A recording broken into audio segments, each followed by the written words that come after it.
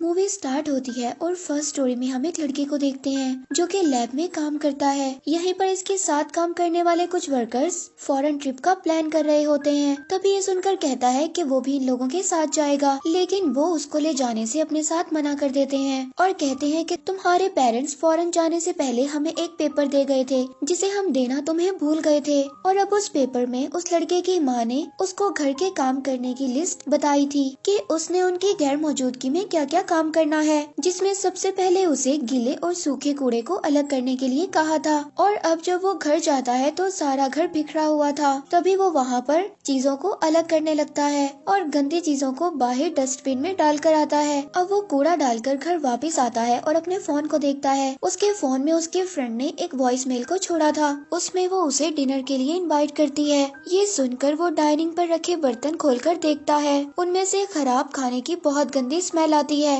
तभी वो देखता है उसमें एक एप्पल वायरस से इफेक्ट होकर पूरी तरह से खराब हो चुका था। उसे भी उस कवर में डालकर तैयार होकर बाद में अपनी फ्रेंड से मिलने के लिए निकल जाता है। और अब वो रास्ते में एक रिसाइकल बास्केट देखकर वहाँ पर उस कवर को डाल देता है। वहाँ पर सभी लोग गंदी चीजों को डाला करते थे, इसी वजह से उस एप्पल में कुछ रिएक्शन होने लगता है। और अब एक कंपनी वाले उस बास्केट को वहाँ से ले जाकर उन चीजों को रिसाइकल कर देते हैं और उस कचरे को गाय के खाने में बदल देते हैं। और अब वो चारा वहाँ पर एक गाय खाती है। तभी उस गाय का ऑनर उसको मार देता है और उसके गोश्त को एक होटल में बेच देता है। उसी होटल में वो लड़का और उसकी फ्रेंड खाना खा रहे थे। उनकी टेबल पर ही ग्रिल लगा होता है और वो उस खाने को बहुत ज्यादा एंजॉय कर रहे होते हैं और उस ग्रिल पर फ्रेश गोश्त पक रहा होता है। तभी उसकी फ्रेंड इन सब चीजों को अपने फोन में कैप्चर करती है। वो लड़का पूछता है कि तुम ये सब क्या कर रही हो। तभी वो लड़की कहती है कि मेरी लाइफ में होने वाले एक एक मोमेंट को मैं कैप्चर करती हूँ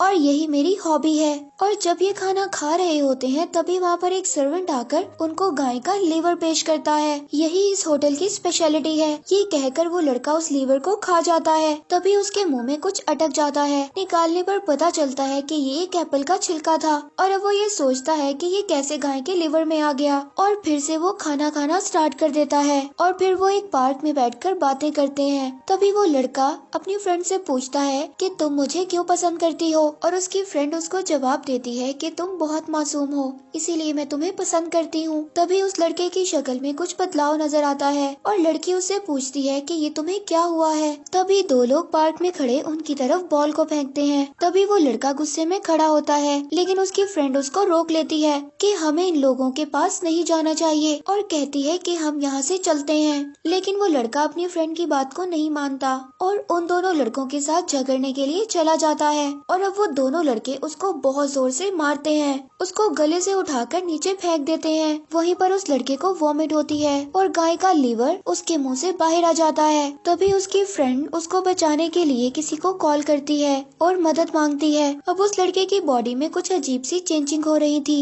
और अब वो लड़का उन दोनों लड़कों को बहुत जोर से मारने लगता है। और अब उसकी फ्रेंड ये सोचती है कि क्या ये ऐसे भी कर सकता है। और अब उसकी फ्रेंड को बहुत ज्यादा हैरानी हो रही थी उसको ऐसे देखते हुए और वो उसकी यहाँ पर तस्वीरें बनाती है और फिर वो वहाँ से भाग जाती है। अब ये लड़का अपने फ्रेंड को फोन करता है और इन सब चीजों के बारे में बताता है और उसका फ्रेंड उसको बार में आने का कहता है और यहीं पर सारी प्रॉब्लम्स को डिस्कस करने का कहता है। वो भी वहाँ पर जाने के लिए निकल जाता है। और अब इस पार्क से निकलने के बाद जिन दो लोगों को मारा था वो अजीब तरह से दूसरे लोगों के पास जाने लगते हैं। और अब वो लड़का लड़की सोचते हैं कि ये हम दोनों की तरफ क्यों आ रहे हैं। उनके पास आते ही ये दोनों ज़ॉम्बीज बनकर उन कपल को काटने लगते हैं।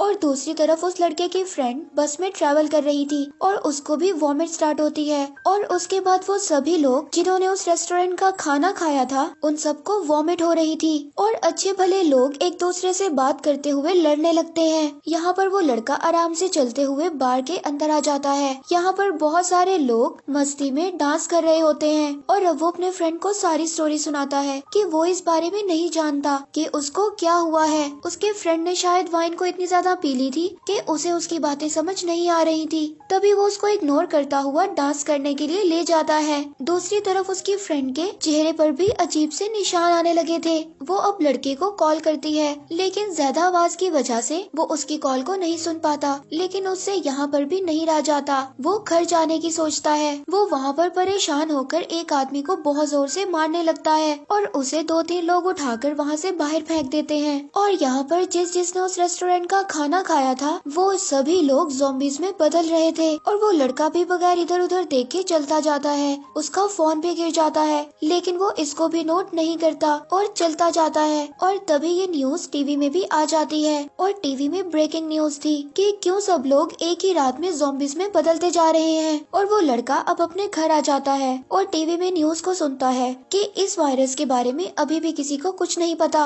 वैक्सीन को ढूंढने से ही हम इस वायरस से बच पाएंगे। और अब वो टीवी देखते हुए बाकी चीजों को भी तोड़ने लगता है। और घर के बाहर उसके पेरेंट्स और उसकी बहन आ जाती हैं और घर की डोर बेल को बजा रही होती हैं। लेकिन वो लड़का दरवाजा नहीं खोल रहा था।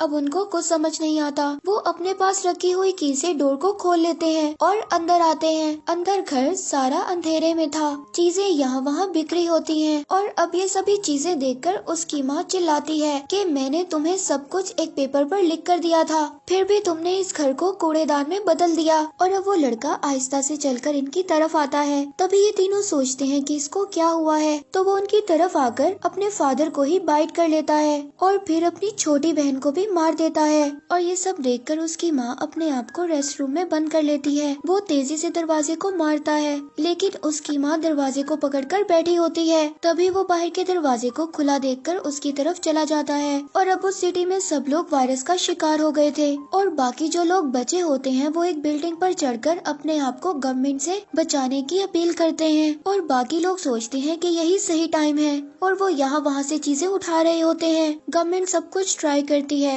लेकिन कुछ भी कंट्रोल में नहीं आ रहा था। और अब लड़का चलते हुए जाते हुए देखता है कि उसकी फ्रेंड भी ज़ॉम्बी बन गई थी और उसके सामने खड़ी थी। दोनों एक दूसरे को पहचान लेते हैं और साथ में चलते हुए उन्हें एक एप्पल नजर आता है। उसकी फ्रेंड एप्पल निकालकर उसको उसके हाथ में देती है और वो उस एप्पल को खाने लगता है। अब उसकी फ्रेंड बहुत ही प्यार से उसकी एक तस्वीर बनाती है। चाहे हम ज़ॉम्बीज़ क्यों ना बन जाएं, लेकिन दिल का प्यार खत्म नहीं होता। और ऐसे ही यहाँ पर स्टोरी नंबर 1 खत्म हो जाती है और अब दूसरी स्टोरी स्टार्ट हो जाती है जिसका नाम है द हेवनली क्रिएचर। कहानी के स्टार्ट में हम एक लड़के को देखते हैं जो कि एक रोबोट कंपनी में काम करता है और वो एक बहुत बड़े टेम्पल में जा रहा होता है। यहाँ पर बहुत सारे लोग थे और यहीं पर एक रोबोट भी था जिसे कंपनी ने उसे चेक करने के लिए भेजा था। वो वहाँ पर इनके एक बड़े स्वामी से उस रोबोट के बारे में पूछता है और वो यहाँ पर उसको बताता है कि वो रोबोट हमारे जैसा ही बन गया है। वो सब काम खुद से करता है, इसीलिए हमें उसकी सर्विस करवाने की जरूरत नहीं है। उसके डिफेक्ट्स को ढूंढने की बजाय उसे चेक कर हमें बता कर जाएं। और अब वो रोबोट वाले हॉल में पहुंचते हैं। यहाँ पर बहुत सारे लोग प्रे कर रहे थे।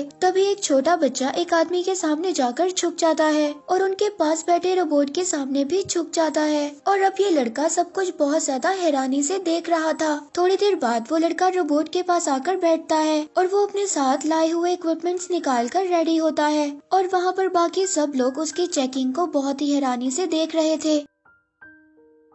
और अब इसी टेम्पल में एक लड़की भी होती है जो कि इन सब चीजों को बहुत ही हैरानी से देख रही थी। और अब लड़का रोबोट को चेक करके बोलता है कि इसमें कोई डिफेक्ट नहीं है, ये अच्छी कंडीशन में ही है। तभी रोबोट उसको कहता है कि मैं नॉर्मल हूँ, ये बात मैं जानता हूँ, लेकिन तुम टेंशन में हो। लेकिन वो लड़का उसको कहता है कि मैंने 100 से ज्यादा रोबोट्स को ठीक किया है, इसीलिए मेरे लिए इस रोबोट को ठीक करना कोई बड़ी बात नहीं है। यहाँ पर रोबोट उस लड़के को बताता है कि मुझे टेम्पल वालों ने खरीदा है और मैं यहाँ पर बिल्कुल ठीक हूँ, तो तुम्हें कंपनी वालों ने मुझे चेक करने के लिए क्यों भेजा है और यहाँ पर किसी ने भी मुझे रिपेयर करने के लिए नहीं बुलाया, तो तुम्हें कंपनी ने क्यों भेजा? अब रोबोट उस लड़के से पूछता है और अब वो ये सुनकर बहुत ज्यादा हैरान हो जाता है। और अब वो लड़का उन लोगों से कहता है कि आप सब लोग इस रोबोट को गॉड मानते हो और अगर ये सब सुनकर वो अपने आप को गॉड बोलेगा तो फिर इस रोबोट के इस डिफेक्ट को ठीक करना होगा। तभी वहाँ पर एक आदमी उस लड़के से सॉरी बोलता है और कहता है कि शायद हमें ये लगा था कि आप इस रोबोट को देखकर खुश होंगे, लेकिन आपको बहुत ज्यादा गुस्सा आ गया। अगर हमें इस बारे में पता होता तो हम आपको कभी ना बोलते। लेकिन तभी वो लड़की उस लड़के से कहती है कि आप सब समझने की कोशिश करें और एक बार फिर इस रिपोर्ट को चेक करें। अब वो सोचता है कि शायद ये लड़की पागल है या फिर मुझे पागल कर रही है।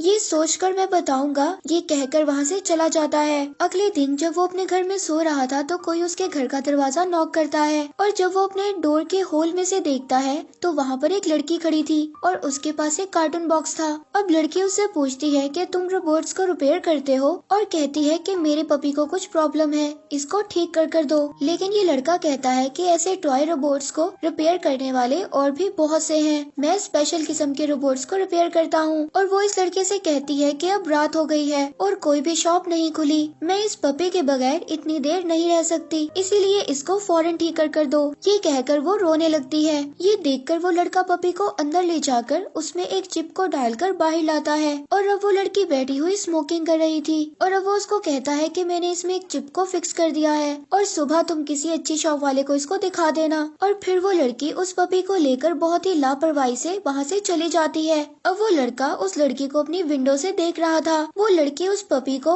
अपार्टमेंट के एक डस्टबिन में फेंक कर वहाँ से चली जाती है। अब वो लड़का टीवी देख रहा था, तभी उसको एक फोन कॉल आती है जो कि उसकी कंपनी से थी। अब उसकी कंपनी वाले उस रोबोट के बारे में पूछते हैं जो कि उसने टेम्पल में चेक किया था। तभी वो लड़का उनको कहता है कि उस रोबोट को चेक करने के बाद में अभी तक कोई डिसीजन तक नहीं पहुंचा। और फिर अगले दिन वो रोबोट एक कमरे में बैठा था। तभी वो लड़की उसके कमरे के बाहर फिर रही होती है। वो रोबोट उसको कमरे के अंदर बुलाता है और उससे उसकी परेशानी का पूछता है। वो लड़की कहती है कि वो सब लोग तुम्हें सिर्फ एक रोबोट की नजर से देखते हैं, लेकिन तुम हमारे गॉड की तरह हो। तभी वो रोबोट उसको एक गाड़ी दिखाता है और पूछता है कि ये क्या है। वो लड़की उसको बताती है कि ये एक गाड़ी है और फिर अपना हाथ दिखाता है और पूछता है कि ये क्या है। वो लड़की उसको जवाब देती है कि ये तुम्हारा हाथ है। तभी वो उस हाथ को निकाल कर नीचे रख देता है और उस हाथ में टाइम चल रहा होता है। और अब वो ये इसको कहता है कि हाथ देखने वालों को हाथ और गाड़ी देखने वालों को ये गाड़ी, और जैसे ही तुम मुझे गॉड जैसा देखती हो तो वो लोग मुझे रोबोट जैसा देखते हैं। दोनों अपनी अपनी जगह पर सही है, इसमें उदास होने वाली कोई बात नहीं है। ये बात बोलकर अब वो उस लड़की को समझाता है। अब उस कंपनी के बॉस और कुछ सेक्रेटरी और कुछ मेंबर्स उस रोबोट को चेक करने के लिए उस टेम्पल में आते हैं,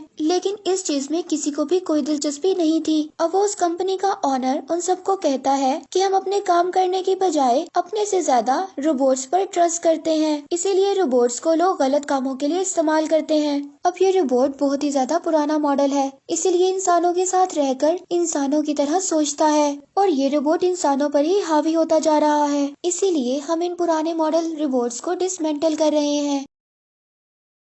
वहाँ के सभी लोग बहुत ज्यादा इनसे आर्ग्यू करते हैं और अब उस कंपनी का ऑनर कहता है कि आप लोगों ने पैसों से जरूर इस रोबोट को खरीदा है, लेकिन बनाया इसे हमारी कंपनी ने है और बनाने वाले को ही मिटाने का हक होता है। अब वो लड़का उस रोबोट के सामने आकर खड़ा हो जाता है और अपने कंपनी के मेंबर से कहता है कि इस रोबोट को डिसमेंटल मत करें, लेकिन वो लोग उसको मारकर धक्का दे देते हैं। लेकिन रोबोट दोनों मारने वाले गार्ड्स को मार देता है। फिर रोबोट उन सबसे बात करता है। अब रोबोट इन सबसे कहता है कि मैं इन सबको मारकर यहाँ से भगा सकता हूँ, कि इंसान अपने सामने जैसे ही जिन चीजों को देखते हैं वैसे ही सीखते हैं और रोबोट्स भी ऐसे ही हैं। अगर आप अच्छे हो तो कोई भी हम बुरे काम को नहीं सीख सकते, गलत सोच आप ही से शुरू होती है। अगर डिसमेंटल ही करना है तो सबसे पहले इंसानों को डिसमेंटल करना होगा और मुझे इतना ज्यादा जीना जरूरी नहीं है। और अब वो उनके गॉड के स्टैचू के सामने बैठकर अपने आप को टर्मिनेट कर देता है और अब वो लड़का उसके पास जाकर चेक करता है तो उसकी सभी लाइट्स ऑफ होती हैं। उसने खुद ही अपनी कहानी को खत्म कर लिया था। वो ये बात समझ जाता है। ये देखकर वहाँ के सभी लोग बहुत ज्यादा उदास हो जाते हैं। इसके बाद वो घर आता है और उसी डस्टबिन से उस पपी को निकालता है जो उस लड़की ने फेंक दिया था।